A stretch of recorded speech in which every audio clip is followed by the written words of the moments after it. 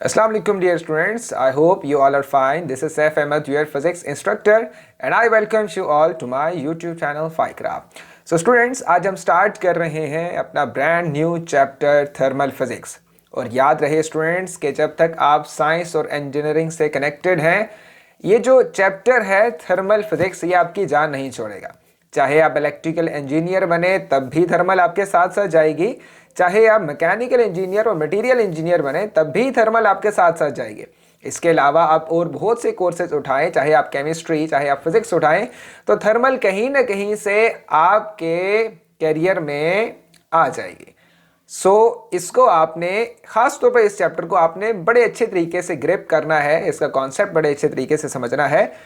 और स्टूडेंट्स याद रहे कि इस लेवल पे थर्मल फिजिक्स आपको बड़ी आसान करके समझाई जाएगी और बहुत से ऐसे हिडन सीक्रेट्स हैं जो इस लेवल पे शेयर नहीं किए जाते। तो जैसे जैसे आप हायर स्टडीज़ की तरफ जाएंगे, ख़ास तौर पर थर्मल फिजिक्स की बात करो, आपको बहुत से लॉ फेल होते हुए नजर आएंगे। अब वहाँ जाके इन्हीं लॉज को कह रहे होंगे कि ये देखें ये लॉ यहाँ पे अप्लाई नहीं होता, लिहाजा आपको कहीं ना कहीं एडवांस और अपडेटेड स्टडीज़ की ज़रूरत ज़रूर पड़ती रहेगी। हम चूँकि आईजी के लेवल के थर्मल फिजिक्स को अप्रोच कर रहे हैं, तो हम कोशिश करेंगे कि ज़्यादा इसको कॉम्प्लिकेटेड ना बनाया जाए, आसान आसान चीज़ें करके आसान आसान वे में इस चैप्टर को लेके चला जाए। बेटा थर्मल फिजिक्स की सबसे पहली जो चीज़ है, जो डेफिनेशन है, ये डेफिनेशन आपने याद नहीं करनी, बस इसको सिर्फ अपने नॉलेज के लिए इसको सिर्फ बर्दाश्त कर लें, मैं तो यही कहूँगा। बेटा thermal physics is a field of science that deals with heat and temperature, जिसमें आप ज़्यादातर हीट एंड टेम्परेचर की बात करेंगे। हीट मतलब क्या कि एक जगह से दूसरी जगह तक एनर्जी का फ्लो, और टेम्परेचर क्या, एवरेज काइनेटिक एनर्जी, किस चीज़ की, मॉलिक्यूल्स की। इसका मतलब है मॉलिक्यूल्स कुछ भाग रहे हैं, कुछ दौड़ रहे हैं, कुछ टकरे मार रहे होंगे। जैसे आपको ये सिनेरियो नज़र आ रहा है कुछ यहाँ पे, जैसे आपको प्रेशर कुकर के अंदर कुछ इमेजिनेशन आप बना सकते हो, ऐसा है कि नहीं है? ठीक हो गया स्टूडेंट्स। आप इस चैप्टर में किन चीज़ों को डील करेंगे, कुछ हीट को डील करेंगे, कुछ टेम्परेचर को डील करेंगे, which is the measure of coldness and the hotness of a body. It includes the relationship between heat and work and the interaction between the microscopic particles. और इसके साथ साथ students आप इसी हीट को utilise करोगे किसी न किसी वर्क डन के लिए, किसी न किसी आप इंजन को आप यूटिलाइज कर रहे होगे और वहां पे आप थर्मल फिजिक्स को इन्वॉल्व कर रहे होगे। कहीं पे आप स्टीम इंजन बना रहे हो, कहीं पे आप कॉर्नेट इंजन बना रहे हो, और बहुत सी ऐसी चीज़ें जो थर्मल फिजिक्स के अंदर इन्वॉल्व हो जाती हैं। लेकिन हम सिर्फ अपने कोर्स से कनेक्टेड रहेंगे और इस कोर्स को इंशाल्लाह इस चैप्टर को खास तौर पर हम आसान करके चलेंगे।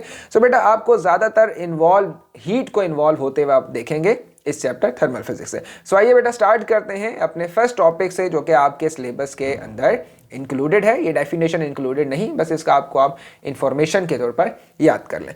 बेटा हम स्टार्ट करते हैं मैटर से। और मैटर आपको पता है कि 4 स्टेट ऑफ मैटर्स होती हैं। Number 1 is solid, liquid, gas and plasma.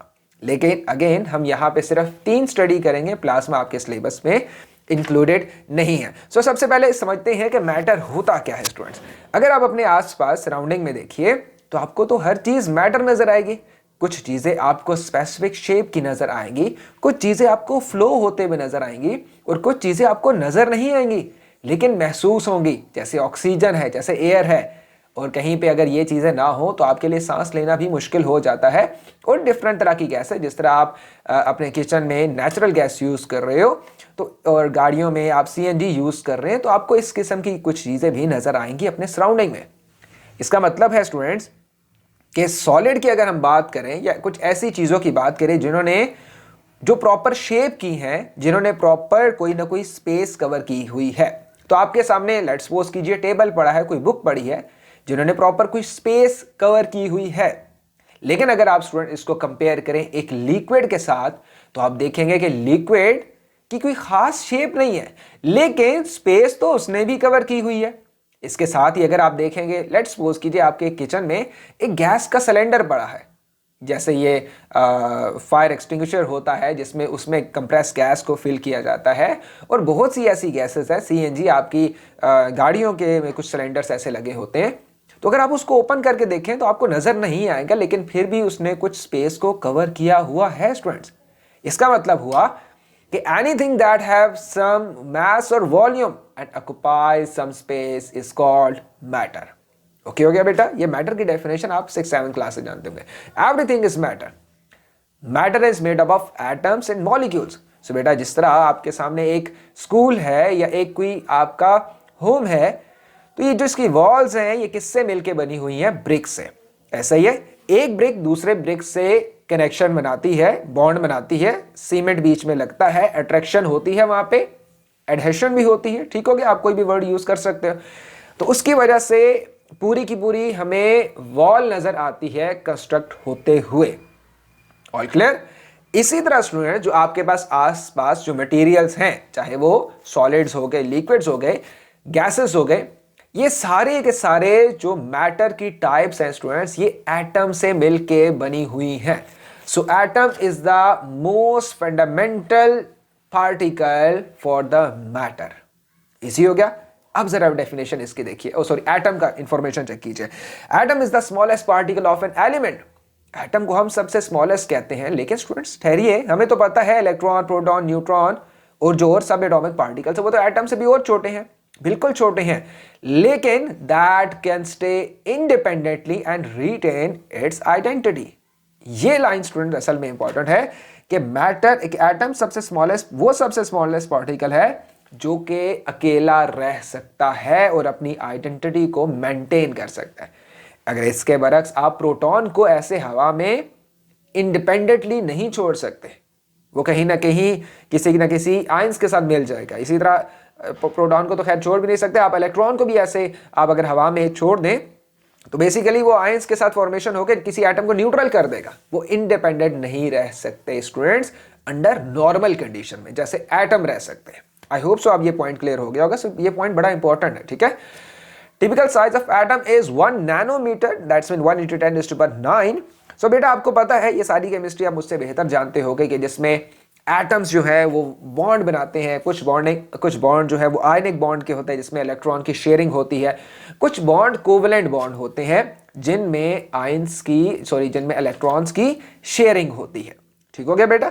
अभी आपके सामने एक H2O का एक मॉलिक्यूल बन रहा है जिसमें हाइड्रोजन और एटम्स मिलके क्या बना रहे हैं? एक वाटर मॉलिक्यूल बना रहे हैं। लेकिन स्टूडेंट्स इसके जो राइट साइड पे आपको एक रेड कलर के कुछ डॉट्स नजर आ रहे हैं, ये बेटा एटम्स हैं। और ये लेटेस्ट आई गेस कुछ ईयर्स पहले ये इलेक्ट्रॉन माइक्रोस्कोप यूज करके ये एक इमेज लिया गया है और इसको एक मटेरियल के अंदर कितने टाइम्स जूम किया गया है स्टूडेंट्स? 100 मिलियन टाइम्स जूम किया गया है। क्या करने के लिए स्टूडेंट्स? एटम्स की क्लियर पिक लेने के लिए। और ये वर्ल्ड रिकॉर्ड है, आप इसको डिफरेंट आपको साइट्स पे मिल जाएगी इस किस्म की पिक। तो इससे बेहतर अभी तक एटम्स की जो पिक्स हैं वो नहीं ली गई। हाँ, इमेजिनेशन और एनिमेटेड ज़रूर होंगी, लेकिन ये एक्चुअल पिक है। ठीक हो गया? इलेक्ट्रॉन माइक्रोस्कोपी यूज़ करके और 100 मिलियन टाइम्स इसको जूम किया गया है। ठीक हो गया? ओके बेटा, तो सबसे पहले हम पढ़ते हैं सॉलिड्स को। ये सारी बातें बेटा वो होंगी जो कि आप पहले से जानते होंगे, बस आपको रिवाइज करवाना है। The individual particles of a substance that are in fix position with respect to the each other. ठीक हो गया? फिक्स पोजिशन पे है। और अगर बेटा मैं सॉलिड्स की बात करूं, कुछ एक्स्ट्रा इंफॉर्मेशन आपको दे देता हूं। तो ये सॉलिड के अंदर इस तरह के प्रॉपर शेप्स बने होते हैं। ऑलराइट, ठीक हो गया? एक ब्लॉक बना होता है, इसके साथ ही स्टूडेंट्स दूसरा ब्लॉक बना होता है। ठीक हो गया? कुछ इस तरह करके, ठीक हो गया बेटा? सो इस तरह करके देन फिर यहां पे तीसरा ब्लॉक होता है, देन यहां पे चौथा ब्लॉक होता है। सो एक बड़ा एक रेगुलर पैटर्न होता है स्टूडेंट्स, रेगुलर पैटर्न होता है सॉलिड में। ऑलराइट, पैटर्न हो गया, या इसको एक और नाम दे देते हैं, क्रिस्टलाइन स्ट्रक्चर होता है। क्रिस्टलाइन स्ट्रक्चर होता है। और सॉलिड में एटम एक प्रॉपर तरीके से रेगुलर अरेंजमेंट की फॉर्म में बैठे होते हैं, क्रिस्टलाइन स्ट्रक्चर बना के, क्रिस्टल की तरह। एक क्रिस्टल, एक क्यूब होता है, फिर नीचे क्यूब होता है, फिर नीचे क्यूब होता है, फिर साइडों पे भी क्यूब्स होते हैं। हमें इस किस्म के स्ट्रक्चर नजर आते हैं। तो लेकिन सिर्फ क्यूब नहीं होते, 7 तरह के क्रिस्टल स्ट्रक्चर भी हमें सॉलिड्स में देखने को मिलते हैं, जिसमें कभी आपको एक प्रॉपर क्यूब नजर आएगा, कभी बेटा ऐसे जैसे शूज का एक बॉक्स हो आप, जिसमें आपके शूज आते हैं, कभी वैसा बॉक्स बन जाता है, कभी बेंजीन रिंग की तरह कुछ इस किस्म के हेक्सागोनल बने होते हैं। ठीक हो गया? और कभी ऐसे ट्राई क्लिनिक से बने होते हैं। लेकिन होते बेटा क्या है, होते रेगुलर अरेंजमेंट की फॉर्म में है। ठीक हो गया। तो अब ये बात आपने बेटा याद रखनी है। इस किस्म की शेप्स बनी होंगी, ट्राइक्लिन, कुछ मोनोक्लिनिक होते, कुछ रोम्बोहेड्रल होती है।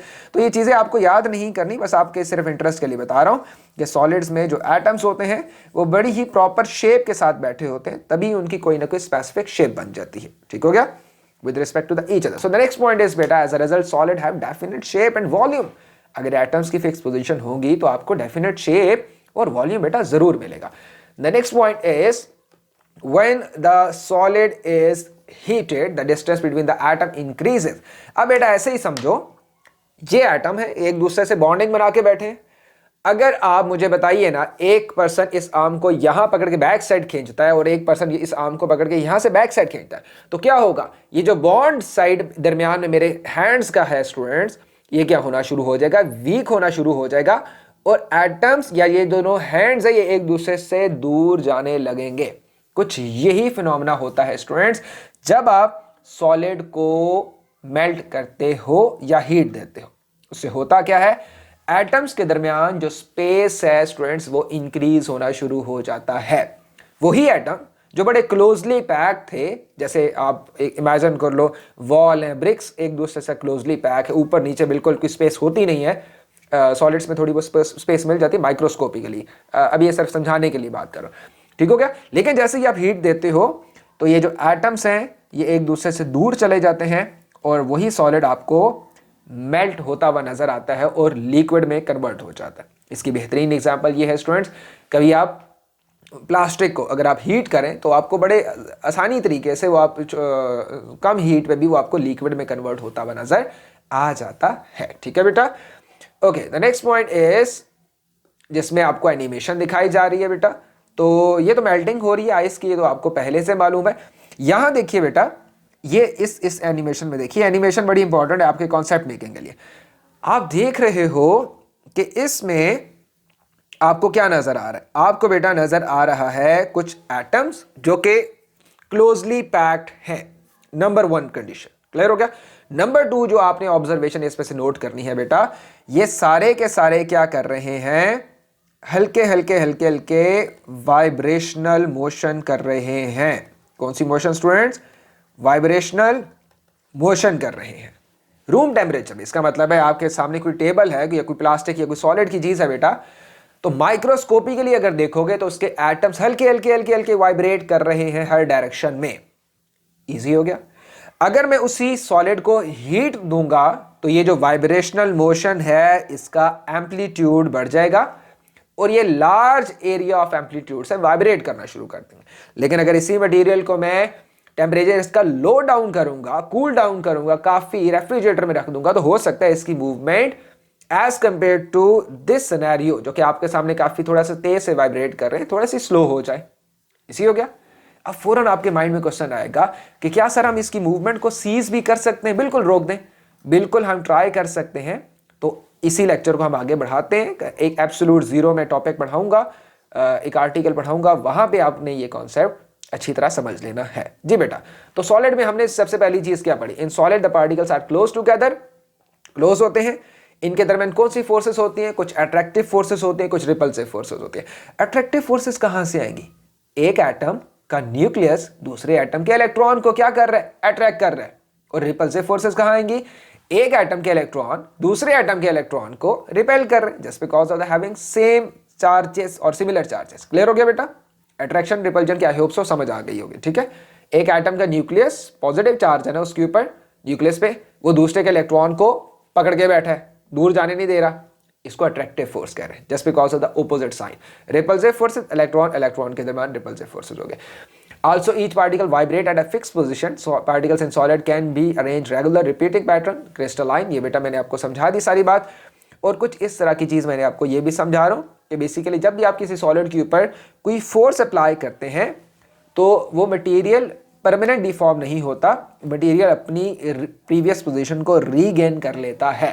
तो आप इसको ऐसे ही अज्यूम कर सकते हो जैसे एटम टू एटम ये जो फोर्सेज हैं ये स्प्रिंग की तरह एक्ट कर रही होती हैं, और जब आप फोर्स लगाते हो बेटा तो वो जो मटेरियल है वो दोबारा रीगेन कर लेता है अपनी प्रीवियस पोजीशन को। इसके बाद बेटा आ जाते हैं लिक्विड।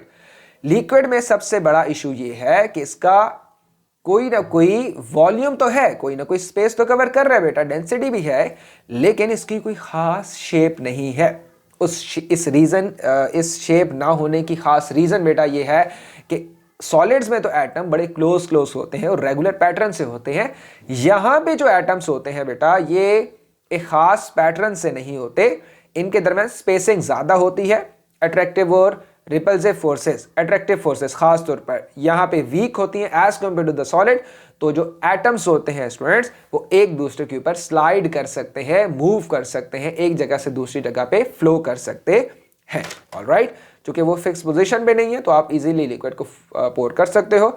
याद रखिए बेटा, सॉलिड्स की डेंसिटी सबसे ज्यादा होती है, देन लिक्विड की होती है, देन गैसेस की होती है, मास पर यूनिट वॉल्यूम। तो आपको एक कम वॉल्यूम के अंदर सॉलिड में ज्यादा मास नजर आ जाएगा, लिक्विड में एक फिक्स वॉल्यूम के अंदर लिक्विड की जो क्वांटिटी है वो कम नजर आएगी, एटम्स की quantity as compare to the solids. तो intermolecular forces of attraction is weaker than solid, ये हमने बात डिस्कस कर ली बेटा। और कुछ ये जो सिनेरियो है ये आपने एनिमेशन जो है ये अपने माइंड में रखनी है। तो देख रहे हैं आपके एटम्स के दरमियान स्पेसिंग ज्यादा है, ठीक है। ये 3D view, sorry 2 dimensional view है। तो अगर इसको टॉप से देखते हैं तो आपको यहाँ पे स्पेसिंग और भी नजर आती है, एटम्स के दरमियान ऐसे ऐसे स्पेस ज्यादा नजर आता है। ओके हो गया। लेकिन जो मेन चीज है बेटा नोट करने की वो ये आप नोट कीजिए कि एटम्स इजीली स्लाइड कर पा रहे हैं एक दूसरे के ऊपर। आई होप सो बेटा ये सारी चीजें आती होंगी। लिक्विड्स को एक दफा दोबारा देख लेते हैं। Liquid particles are vibrating, vibrational motion liquid में भी होती है, and they can at the same time rapidly move shorter distance slipping past each other in all direction. Easy हो गया, स्लिप हो सकते हैं, मूव कर सकते हैं। Individual particles can slide over each other and are never near another particle long enough to get trapped into the regular pattern. This allows liquid to flow and take on the shape of the vessel containing them. तो just because इनके दरमियान space ज़्यादा होती है, atoms एक दूसरे के करीब नहीं आते, कम अट्रैक्टिव फोर्स होती है, हम ये कह सकते हैं ज़्यादा रिपल्सिव फोर्स हो जाती है, जिसकी वजह से ये जो एटम्स है ये एक दूसरे से दूर दूर रहते हैं, स्पेस ज़्यादा होती है और वो किसी भी कंटेनर के अंदर उसी शेप के हो सकते हैं। अब बेटा अगर एक कंटेनर आपके पास बना हुआ है, ठीक हो गया, इस लिक्विड के अंदर मैं कुछ मॉलिक्यूल्स किससे बना देता हूँ, रेड से बना देता हूँ, और कुछ मॉलिक्यूल स्टूडेंट्स मैं बना देता हूँ बेटा ब्लू कलर के। इजी हो गया। अब ये जो मैं ब्लू कलर के बना रहा हूँ इनके पास एनर्जी कम है। कौन सी एनर्जी कम है? सॉरी, इनके पास लो काइनेटिक एनर्जी, लो काइनेटिक एनर्जी। इजी हो गया। अच्छा बेटा अब जो ये रेड वाले हैं, ओके, ये रेड वाले इनके पास क्या है स्टूडेंट्स? हाई काइनेटिक एनर्जी है। तो होगा क्या, जैसे ही आप इसी लिक्विड को बाहर किसी भी जगह रखोगे, इनमें जो फास्ट मूविंग काइनेटिक एनर्जी वाले मॉलिक्यूल्स हैं वो रश आउट करेंगे और इस सरफेस टेंशन को ब्रेक करते हुए एस्केप आउट हो जाएंगे। पीछे कौन से रह जाएंगे? लो काइनेटिक एनर्जी वाले मॉलिक्यूल्स। तो ये प्रोसेस चलता रहता है और लिक्विड एस्केप आउट होता रहता है सरफेस से, जिसको हम क्या कहते हैं? इवेपोरेशन कहते हैं। हम जरूर पढ़ेंगे इवेपोरेशन को। अभी सिर्फ ये बताया कि जैसे ही इवेपोरेशन का प्रोसेस होता है या लिक्विड वेपर्स में कन्वर्ट होता है तो पीछे कौन से रह जाते हैं? ऐसे मॉलिक्यूल्स, ऐसे एटम्स रह जाते हैं जो लो काइनेटिक एनर्जी होती है। फिर कोलिजन्स की वजह से उनकी काइनेटिक एनर्जी ज्यादा होती है और वो भी दोबारा एस्केप आउट हो जाते हैं। ठीक हो गया। नेक्स्ट है बेटा हमारे पास gases have no definite shape and volume. कोई हमें स्पेसिफिक शेप नहीं नजर आती और उनका वॉल्यूम भी हमें नहीं नजर आता। दैट्स मीन उनकी डेंसिटी बहुत कम है। The particles in the gas are much further apart as they are liquid and density is much lower as compared to the liquid. The particles have no order. तो बेटा ये सारी बातें हैं, आप पढ़ सकते हो, आपको आई होप सो पहले से भी आती होंगी। गैसेस को बहुत अच्छी तरह कंप्रेस किया जा सकता है, लिक्विड को उसके बाद और सॉलिड को सबसे कम हम कंप्रेस कर सकते हैं। ओके, सो नेक्स्ट आर्टिकल में हम एब्सोल्यूट जीरो को पढ़ेंगे कि किस तरह से एब्सोल्यूट जीरो एक रोल अदा करता है वाइब्रेशनल मोशन को सीज कराने में। तो नेक्स्ट लेक्चर जरूर देखिएगा बेटा। ओके, टेक केयर, अल्लाह हाफिज़।